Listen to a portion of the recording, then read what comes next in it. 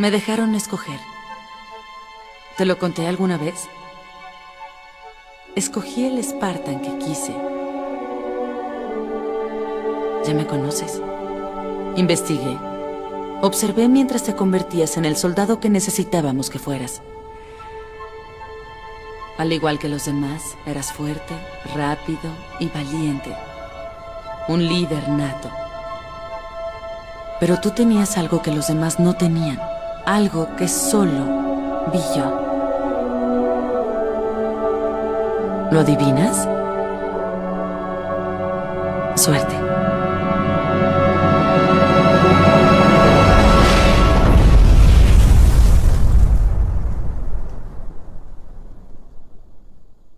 ¿Estaba equivocada?